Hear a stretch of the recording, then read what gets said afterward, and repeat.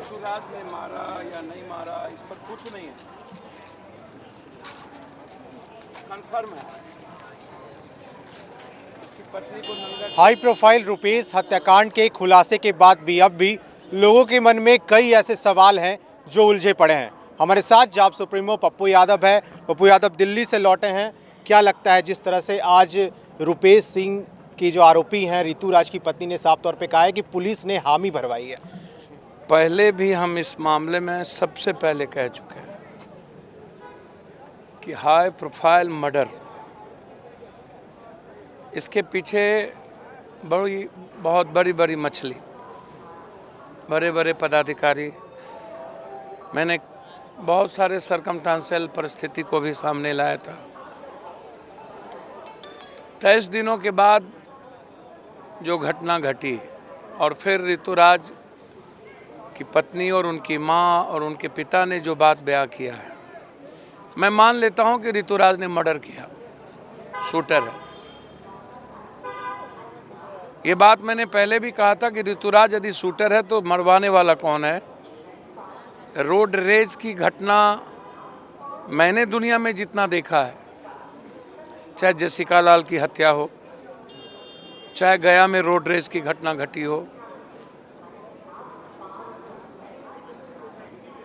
या कई ऐसी बड़ी घटनाओं को आप देखिएगा तो रोड रेस की घटना का मतलब है विद इन ए मिनट हम मन बढ़ू हैं, या मेरे पास हथियार है, या मैं ताकतवर आदमी हूँ, या मैं बड़े बाप का बेटा हूँ, या मैं बड़े पदों पर हूँ, या मैं पैसे वाला हूँ, या मैं माफिया हूँ, या मैं साइको हूँ। तो मेरे पास कोई पिस्टल, लाइसेंस, चोरी छुपी अच्छी है तो मैंने घटना कर दी, मैंने गोली चला दी। लेकिन 1.5 महीने के बाद 2 महीने के अंदर कोई रोड रेस की घटना, ना जिसका नाम जानता हो ना कुछ जानता हो, उसके बाद ये घटना घटित होना, ये बिल्कुल नहीं हो सकता है। मैंने तब भी कहा था कि मुख्यमंत्री जी इस घटना को हर परिस्थिति में आप सीबीआई इंक्वायरी दें, क्योंकि जितने इसमें पदाधिकारी इन्वॉल्व हैं, बड़े से बड़े, छोटे से छोटे, सभी लोग बचाना चाहते हैं उन लोगों को जो रुपेश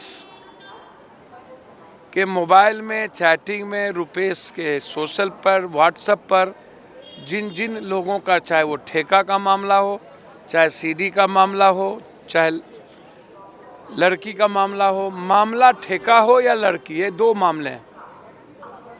और रितेश के सीडी में दफन है, व्हाट्सएप में और चैट में दफन है। तो रुपेश का जो चैट है, रुपेश का जो व्हाट्सएप है, उसको आप पब्लिक डोमेन में क्यों नहीं लाते हैं? एक ऋतुराज के फ़ोन को आप पब्लिक डोमेन में क्यों नहीं लाते हैं? ऋतुराज यदि मारा तो किससे किससे बात किया? ऋतुराज जब फ़ोन बंद कर दिया तो फिर किससे बात किया? ऋतुराज अपने 3 शूटर से बात किया तो किस फ़ोन से किया? ऋतुराज की जानकारी आपको किसी ठेकेदार से हुई तो उस ठेकेदार से ऋतुराज की कितनी बार बातचीत हुई? तो यह बिल्कुल साफ है कि ऋतुराज यदि मर्डरर है तब भी सरकार बचा रही है, ऋतुराज यदि मर्डरर नहीं है तब भी सरकार फंसा रही है। ऋतुराज फंसा भी रही है और बचा भी रही है।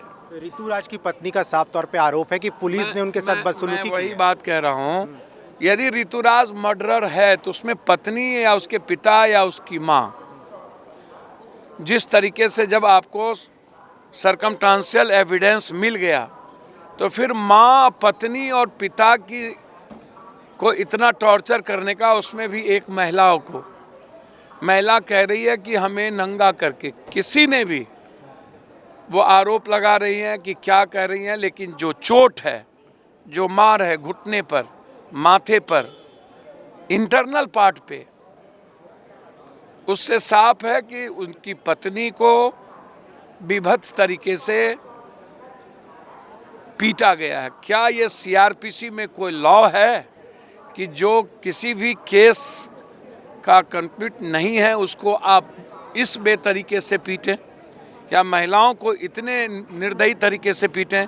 तो पहले तो मुख्यमंत्री जी को नोटिस लेना चाहिए और इस घटना में महिलाओं के पीटने में जो पदाधिकारी है उस पर कार्रवाई करनी चाहिए, इस पर इंक्वायरी बैठनी चाहिए, कार्रवाई भी होनी चाहिए। यह जो चेहरा है बिहार सरकार के प्रशासन का शुरू से देखा गया है, हर केस में गलत ट्रैक पर जाना, चाहे कोई बलात्कार की घटना हो, मर्डर की घटना हो, डेली मर्डर एक आम बात हो गई है, कोई सुरक्षित नहीं है। तो सबसे पहले तो मैं कहूँगा कि ऋतुराज की पत्नी के साथ जो घटना घटी है, दुनिया को इसकी आलोचना करनी चाहिए और इसके खिलाफ जो बड़ी बड़े कैंडल जलाते हैं महिलाएं, जो ह्यूमन राइट्स की बात करते हैं, महिला आयोग को भी नोटिस लेना चाहिए। महिला आयोग अविलंब इसमें हस्तक्षेप करे, ह्यूमन राइट्स की बात करने वाला भी हस्तक्षेप करे। और जो बड़े बड़े लोग आजकल कोई काम नहीं बचा तो रोडों पर जाकर कोई जो कैंडल जलाते हैं तो वो चुप ना बैठें। सिविल सोसाइटी के लोग क्या इस पर चुप रहेंगे? अपराधी ऋतुराज है तो भी।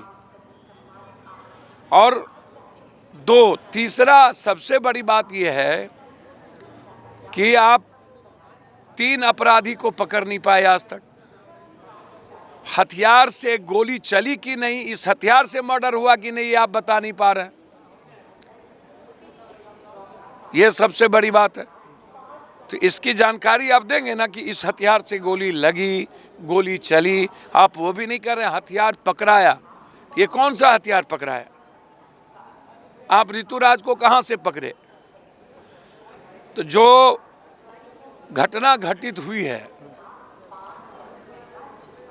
और जो आज समाज के सामने लाया गया है, इससे साफ है कि बिहार के पुलिस से किसी भी घटना में इंसाफ नहीं मिल सकता। दरिंदगी की सीमा पार कर चुकी है और मानवीय कृत्य में पुलिस संलिप्त है। बिहार की इंटायर पुलिस सिर्फ ठेका, पैसा और माफियाओं के चंगुल में है, शराबियों के चंगुल में है। उनसे न्याय की उम्मीद इस बिहार में नहीं की जा सकती है। मैं मुख्यमंत्री से अविलंब न्यायिक जांच की मांग करता हूं उसकी पत्नी के बयान के बाद। और अब कुछ नहीं बचा है, आपको सीबीआई इंक्वायरी दे देना चाहिए। और मैं रुपेश की पत्नी से आग्रह करूंगा कि आप जो उम्मीद कर रहे हैं सीबीआई इंक्वायरी की, आपको हाईकोर्ट का दरवाजा खटखटाना चाहिए। अब मुझे लगता है कि रुपेश की घटना में भी सत्ता उनकी पत्नी को बरगलाने की भरपूर कोशिश करेगी कि यदि इसका परद खुलता है तो हो सकता है बहुत ज़्यादा आलोचना होगी। उसमें कई सरकमस्टांसेस हैं। तो अब आलोचना का जब सब कुछ लूटी गया तो आलोचना की क्या डर है? मैं तो सिर्फ इतना कहूँगा। पप्पू यादव हर पीड़ित के साथ होते हैं, क्या मानवाधिकार को पत्र लिखेंगे? सर, मैंने मानवाधिकार को कह चुका हूँ। जब मैंने देखा बयान, जब मैं गाजीपुर बॉर्डर से लौट रहा था, चूँकि कल मुझे 3 भाई को मार दिया है, मुजफ्फरपुर सुबह जाना, मैं अभी ही उनके परिजन से जाके मिलूँगा। मैं जा रहा हूँ उनकी पत्नी से मिलने। और मुझे यदि यह लग गया कि ऋतुराज मर्डरर नहीं है, तो आप समझिए भगवान भी नहीं बचा सकता। बिल्कुल। तो हमारे साथ जाप सुप्रीमो पप्पू यादव हैं और लगातार देखिए जिस तरह से सवाल उठ रहे हैं, क्योंकि रुपेश हत्याकांड के खुलासे के बाद कई ऐसे सवाल अभी भी बचे हुए हैं जो लोगों के मन में उलझे हुए हैं। हर कोई जानना चाहता है क्या ऋतुराज नाम का ही शख्स वो था जो रुपेश का हत्या कर दिया। और इसके बाद अब तमाम जगहों से पूरे बिहार भर से आवाज़ें उठ रही हैं। आपको ऐसे ही अपडेट करते रहेंगे। आप बने रहें फर्स्ट बिहार झारखंड के साथ। सहयोगी शेखर घोष के साथ अस्मित सिन्हा, पटना।